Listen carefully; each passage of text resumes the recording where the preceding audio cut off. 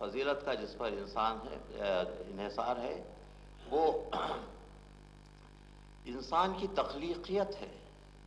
اللہ جس طریقے سے تخلیق کرتا ہے اسی طریقے سے انسان بھی تخلیق کرتا ہے، چیزوں کی ایجاد کرتا ہے۔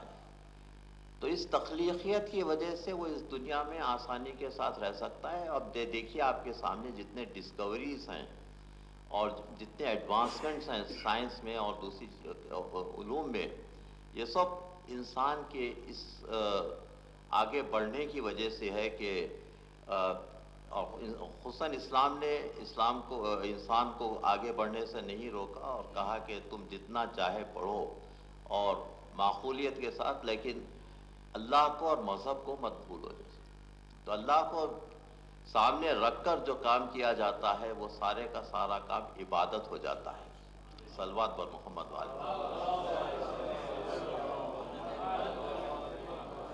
تو انسان کی بڑی خوبی تخلیقیت کی ہے کہ وہ بھی انوینٹ کر سکتا ہے۔ تو پیام مشرق میں اقبال فرماتے ہیں کہ تو شب آفریدی چراغ آفریدم، صفال آفریدی عیاق آفریدم، کہ تو نے رات بنائی۔ انسان کہہ رہا ہے اللہ سے کہ تو نے رات بنائی اور میں نے چراغ بنایا، تو نے مٹی بنائی اور میں نے اس سے پیالے بنانے شروع کر دیے۔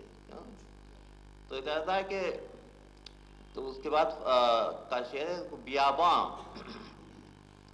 تو نے بیابان بنائے اور تو نے کوہسار بنائے، بیابان بنائے اور بنجر زمین بنائی، تو میں نے گلزار اس کو کر دیا اور ان بنجر زمینوں پر کاشت کیا اور اس کو گلزار بنا دیا۔ اس کا فرماتے ہیں کہ من آنم کہ در سنگ شیشہ سازت، میں وہ ہوں جو پتھر سے آئینہ بناتا ہوں۔ من آنم کے در زہر نوشیدہ سازت، کہ میں وہ ہوں جو زہر سے امرت بناتا ہوں۔ تو انسان کی تخلیقیت کے مقامات اقبال نے بہت اچھی طریقے سے بیان کیے ہیں کہ انسان اور اللہ کا مکالمہ، کہ تو نے یہ کیا اور میں نے یہ کیا اور تو نے یہ کیا اور میں نے یہ کیا۔ ابھی آپ دیکھیے کہ یہ انسان کا غرور نہیں ہے۔ آپ یہ مت سمجھیے کہ انسان غرور کر رہا ہے کہ تو یہ بناتا ہے میں یہ بناتا ہوں۔ مطلب یہ ہے کہ تیری دی ہوئی چیزوں کو میں استعمال کر رہا ہوں۔ یہ اب کس کی دی ہوئی چیز ہے؟ سنگ کس کی دی ہوئی چیز ہے؟ اور جو بیابان کس کا دیا ہوا ہے؟ جی، یہ ساری کی ساری چیزیں اللہ کی مخلوق، اللہ کی دی ہوئی نعمتیں ہیں۔ تو اللہ کی نعمتوں کا صحیح استعمال انسان کر رہا ہے اپنی تخلیقی قوتوں کو آگے بڑھانے کے لیے۔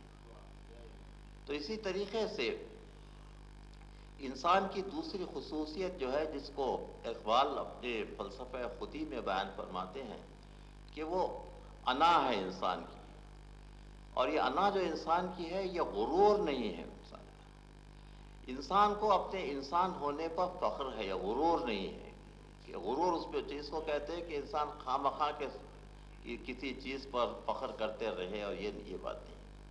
جائز طور پر انسان کو اپنے آپ کو انسان سمجھنا یہ انا ہے۔ اور اقبال فرماتے ہیں کہ انائے مطلق کا یہ سایہ ہے، انائے مطلق کا یہ نتیجہ ہے۔ اللہ کیا ہے؟ وہ انائے مطلق ہے۔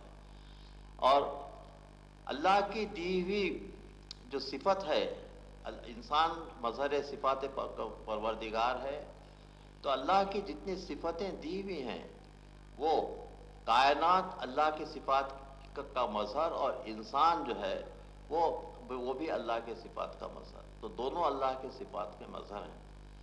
تو انسان کی جو انا ہے تو وہ یہ انا جس کا ذکر اقبال فرماتے ہیں وہ غرور نہیں ہے، بلکہ انائے مطلق کا اثر ہے۔ تو اقبال دو قسم کی انا سے انہوں نے ڈسکس کیا ہے۔ ایک تو یہ ہے انائے فاعل۔ انائے فاعل کا مطلب یہ ہے کہ ایکٹیو، جس کا تعلق کائنات سے ہے، جس کا تعلق مادے سے، انائے فاعل۔ اور دوسری انا کا جو ذکر کیا ہے وہ انائے عاقل۔ تو یہ ایفیشینٹ ایگو جو ہے، انائے عاقل جو ہے، وہ انسان اور روح کا تعلق ہے، انسان اور کائنات کا تعلق ہے، انسان اور اللہ کا تعلق ہے۔ تو انائے فاعل جو ہے وہ مادے کے ساتھ تعلقات رکھنے کا نام ہے، انائے فاعل۔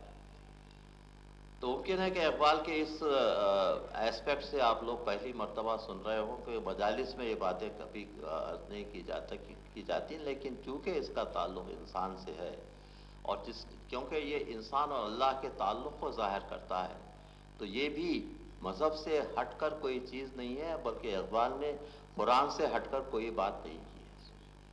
کیونکہ بہت بڑا کمال یہ ہے کہ انہوں نے ہر چیز قرآن سے بیان کی، قرآن سے ہٹ کر کوئی بات نہیں ہے اس کے اندر۔ فلسفہ مغرب سے وہ ضرور متاثر تھے، مشرق کے فلسفے سے ضرور متاثر تھے، لیکن ان کے سامنے فلسفہ قرآن سب میں بڑی چیز تھی۔ قرآن کی روشنی میں وہ دوسرے فلسفوں کو دیکھتے اور کہتے کس حد تک وہ ان کو قبول کیا جا سکتا ہے اور کہاں تک ان کو رد کر دیا جا سکتا ہے۔ جس طریقے سے غزالی نے تحفۃ التحائف لکھ کر وہ سارے غلط جو اعتقادات تھے ان پر تنقید کی تھی، اسی طریقے سے اقبال بھی قرآن کو سامنے رکھ کر ہر چیز پر تنقید کرتے ہیں۔ اور تو اسی طریقے سے انائے فاعل اور انائے عاقل جو ہے وہ اللہ کی دی ہوئی صلاحیتیں ہیں۔ انائے فاعل کائنات کے ساتھ انسان کو مربوط کرتا ہے۔ کائنات کی بدلتی ہوئی چیزیں، کائنات کا نظام جو وقت کا تابع ہے، ٹائم اینڈ اسپیس کا تابع ہے، وقت کا تابع ہے، کائنات کا نظام، یہ سب انائے فاعل کی تعریف میں آتا ہے۔ تو انائے فاعل جو ہے وہ زمانی اور مکانی،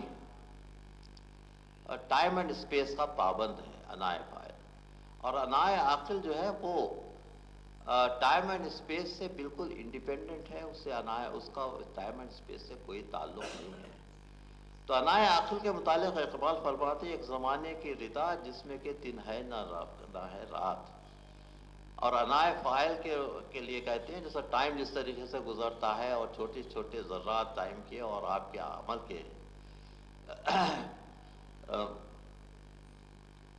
میں صراحی میں نئے حوادث،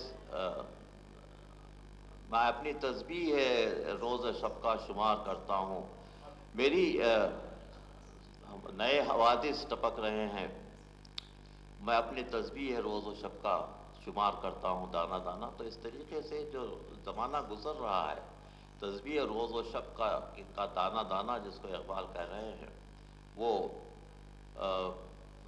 نئے حوادث ہیں اور وہ نئے حالات ہیں، کیونکہ اللہ کی بھی یہی شان ہے، کل یوم ہوا فی الشان، اللہ کی شان ہے کہ ہر روز ہر مومنٹ میں اس کی ایک نئی شان ہے۔